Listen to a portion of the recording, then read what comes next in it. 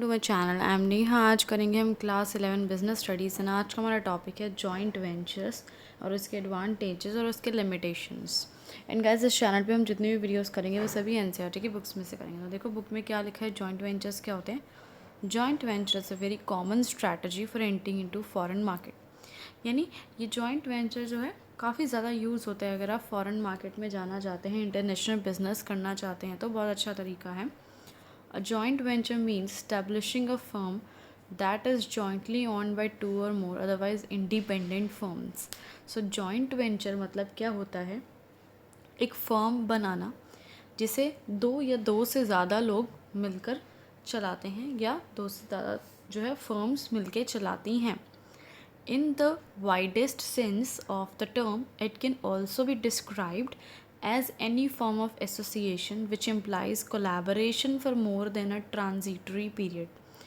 यानी अगर हम इसका एक और मीनिंग देखें तो ये एक टाइप की एसोसिएशन है, एक टाइप का कोलैबोरेशन है. वही कोलैबोरेशन अकेला आदमी तो कर नहीं सकता, दो या दो से ज़्यादा लोग मिलके कर सकते हैं.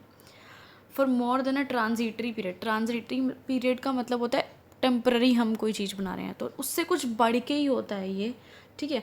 यानी सिर्फ टेम्पररी नहीं होता है, ये लंबे समय के लिए हम इसको बना रहे हैं.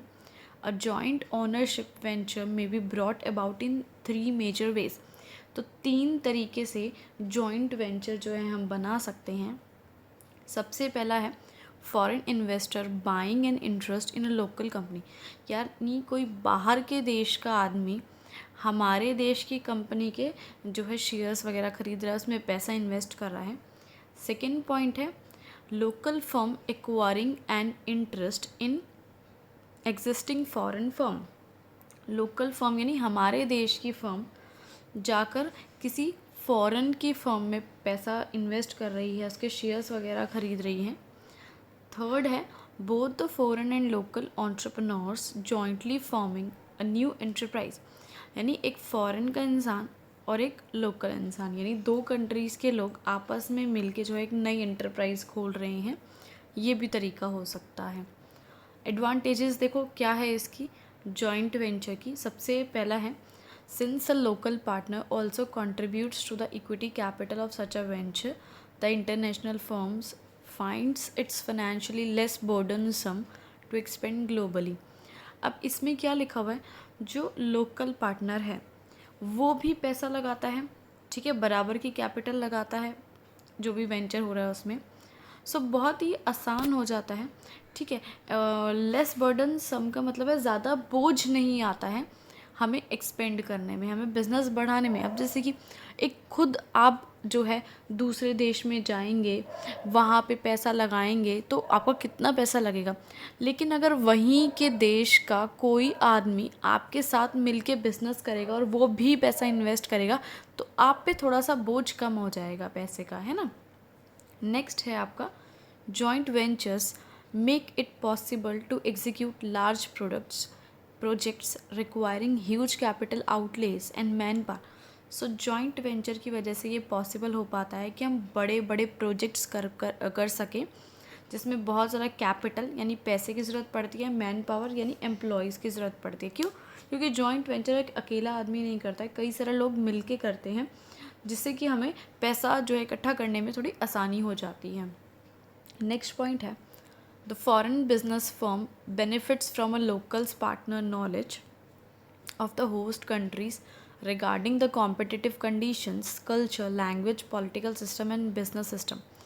अब जो आपका फॉरेन का बिज़नेस है, सपोज़ यूएस का कोई इंसान है वो आकर हमारे देश में बिज़नेस कर रहा है तो हम एक लोकल पार्टनर हुए, यानी हम इंडिया से हैं, हमको इंडिया की हर चीज़ की नॉलेज है कि वहाँ कैसा कंपटीशन है, कल्चर कैसा है, लैंग्वेज कैसी है, पॉलिटिक्स गवर्नमेंट कैसी है, बिजनेस सिस्टम कैसा है, हमें सब चीज़ों की नॉलेज है.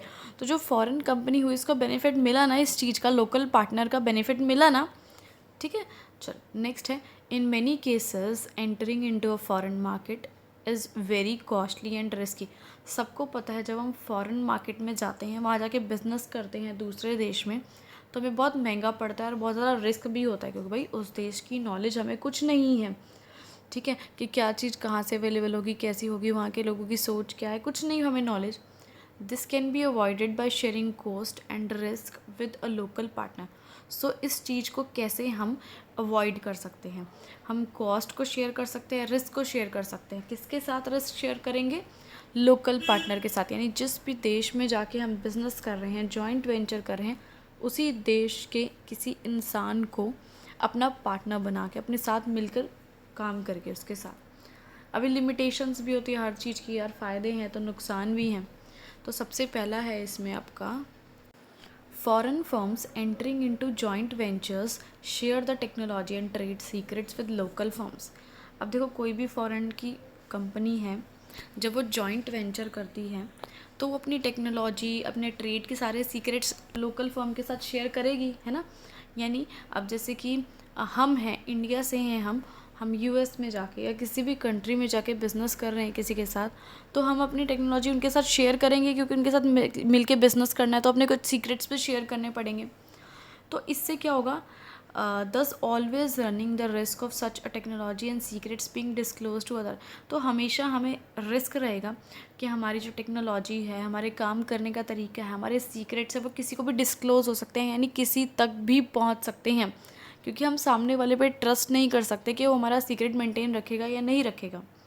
नेक्स्ट और लास्ट पॉइंट है आपका, the dual ownership arrangement may lead to conflicts results in battle for control between the investing firms. अब डुअल ऑनरशिप है, यानी ओनर एक नहीं है, ओनर एक से ज़्यादा हैं। सपोज़ 2 ओनर हैं तो हमेशा कॉन्फ्लिक्ट होगा, लड़ाई झगड़ा होगा। और किस चीज़ को लेके होगा कि कंट्रोल कौन करेगा? दोनों ही चाहेंगे कि मेरा जो है डिसीजन मेन माना जाए, लेकिन ऐसा तो नहीं हो सकता है ना। तो इस चीज़ को लेकर लड़ाई झगड़े होंगे। इस वीडियो खत्म।